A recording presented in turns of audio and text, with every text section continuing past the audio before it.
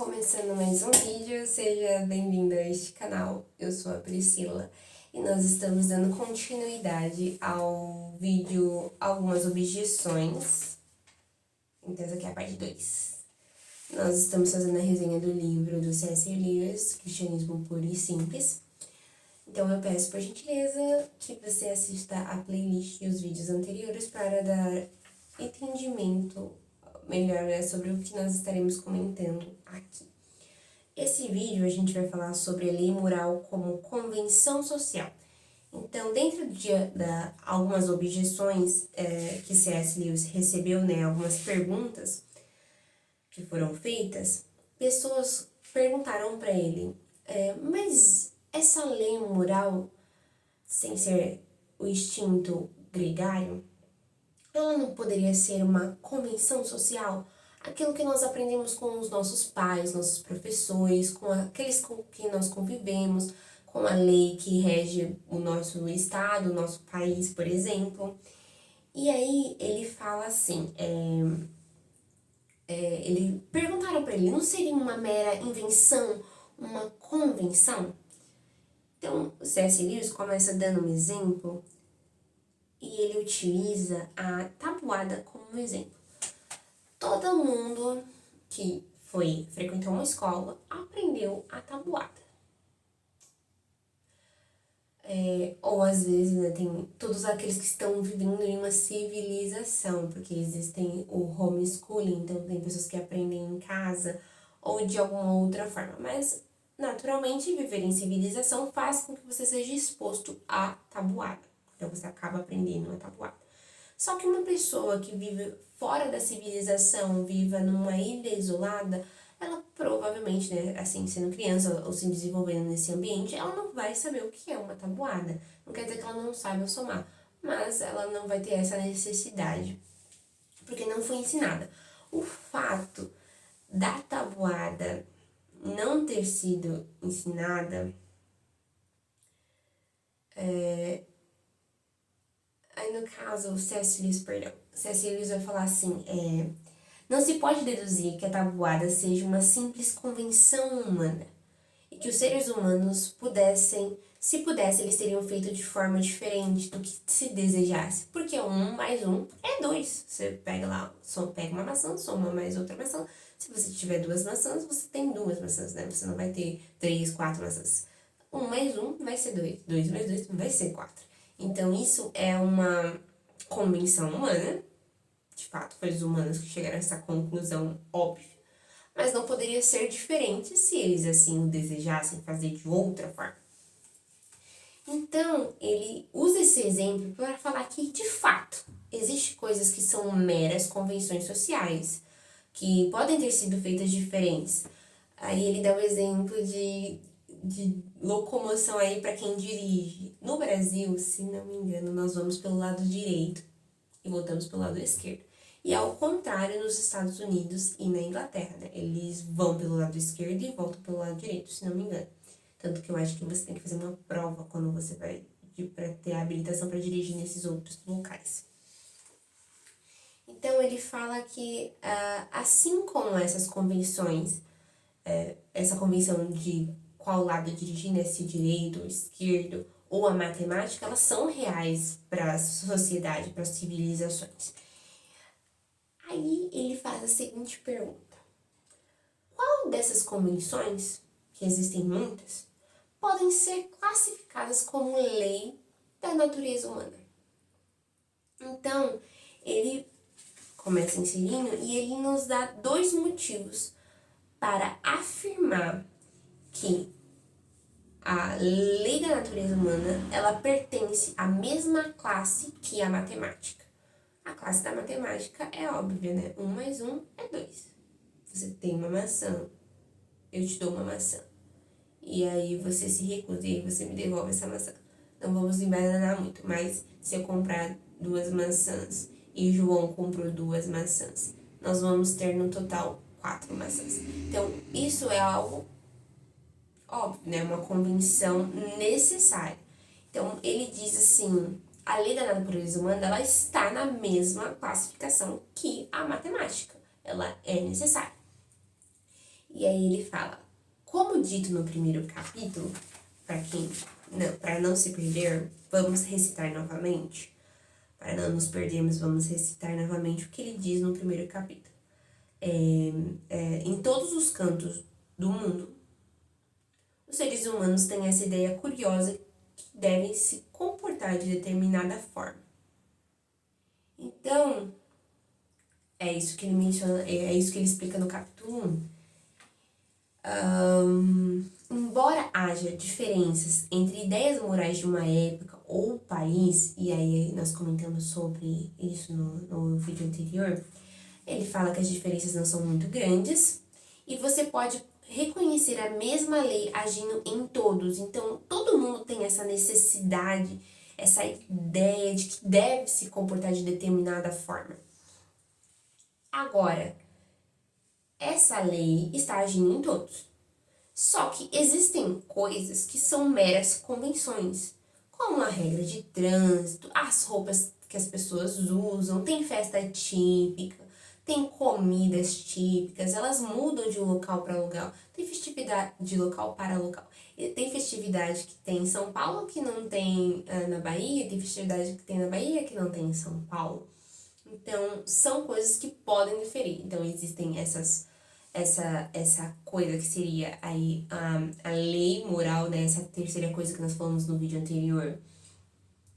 Essa ideia de que todos devem se comportar de determinada forma, mas existem também coisas que são convencionais, que é tradicional de uma cultura, por exemplo. E aí ele fala que a segunda coisa a ser considerada é a moralidade entre povos. É natural você pensar que uma moralidade de algum país, de alguma nação, é melhor ou pior que outra. Aí vai ter alguma... Como que é o nome daquela galera que estuda a cultura? Nossa, não vou nem falar agora porque eu esqueci. Mas vai existir gente que vai falar, não existe cultura melhor ou pior que outra. Nós não podemos olhar dessa forma. Tem um pessoal que tem um estudo específico, agora eu esqueci. Mas existem essas pessoas que estudam isso. Só que é natural das pessoas olharem para algumas situações, para algumas leis de algumas nações e falar, nossa, isso daqui é muito ruim, eu prefiro as leis do meu país, eu prefiro a forma como o meu país está sendo governado. Por exemplo, eu prefiro a democracia ao invés da ditadura. Eu prefiro a democracia ao invés da ditadura. Então, existem coisas que você naturalmente vai achar melhor ou pior.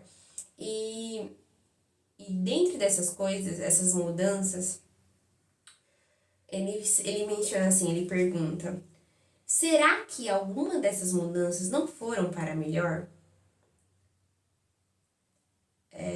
Toda mudança que nós consideramos melhor durante a história da humanidade, nós chamamos de progresso moral. E o progresso, gente, não é apenas uma mudança pura e simples.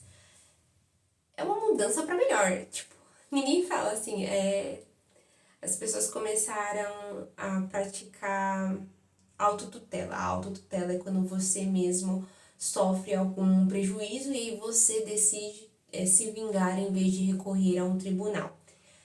Então, para sociedades democráticas, para sociedades onde há juízes, onde há lei, você praticar a autotutela seria um regresso moral. Então, o progresso é uma mudança para melhor, né? Você ter ali um juiz, né, que seria uma terceira pessoa, para fazer o julgamento, para definir, né, para resolver o que é correto, o que é justo. E aí ele fala assim, existe um conjunto de ideias morais mais verdadeiro, existe um conjunto melhor. Porque se não fosse assim, não teria sentido você preferir a civilização, a moralidade civilizada a selvagem. Civilizados ou bárbaros. A moralidade cristã de que todos são iguais perante Deus, a nazista, que para os nazistas existe a eugenia, né, a raça superior. Então, existe essa ideia moral de que há algo melhor, há algo verdadeiro. Existiram pessoas que eram considerados reformadores, pioneiros, que pensavam diferente. Todo mundo consegue pensar em uma pessoa que foi revolucionária, que foi um pioneiro entre os seus contemporâneos, que tinha uma moralidade melhor do que a daquela época. Por exemplo, a gente pode citar a escravidão. Existiam pessoas que na época eram a favor e existiam pessoas que eram contra. E obviamente as pessoas que eram contra a escravidão, elas tinham uma moralidade superior a quem era a favor da escravidão. Isso é óbvio. Então, vamos dar continuidade aqui, citando a página 41. Na página 41, ele fala o seguinte: no exato momento em que você diz que um conjunto de ideias morais pode ser melhor que outro, estará, na verdade, medindo ambos de acordo com um padrão. Lembra daquilo que a gente citou no outro vídeo? Entre o instinto gregário e o instinto de autopreservação, existe essa terceira coisa que vai definir qual é a decisão a ser tomada, qual é o tom a ser tocado. Então, um conjunto de ideias morais pode ser melhor que o outro. Quando você define isso, estará, na verdade, medindo ambos de acordo com um padrão, que é essa terceira coisa, né, que fará dizer qual é o melhor e qual é o pior. Dizendo que um deles está mais em conformidade com aquele padrão do que o outro. Entretanto, o padrão que mede duas coisas é diferente da própria moralidade. Então, o padrão que mede se algo é melhor ou pior, ele está fora dessas duas coisas, né? Ele está acima de ambos, por isso que nós definimos ele em conotação, né? Nós relacionamos aquela moralidade. Então, é assim que nós definimos o que é melhor ou pior, no caso, por exemplo, da escravidão. Nós definimos qual é a ideia melhor ou pior de acordo com essa moralidade diferente, né? Que está acima. E aí C.S. Lewis fala: você está, na verdade, comparando ambos, né, comparando ambas as situações, com alguma moralidade que ele chama de moralidade real, admitindo que algo é uma verdade real, independente do que as pessoas pensam, e que as ideias de algumas pessoas se aproximam mais do que é o realmente certo do que outras.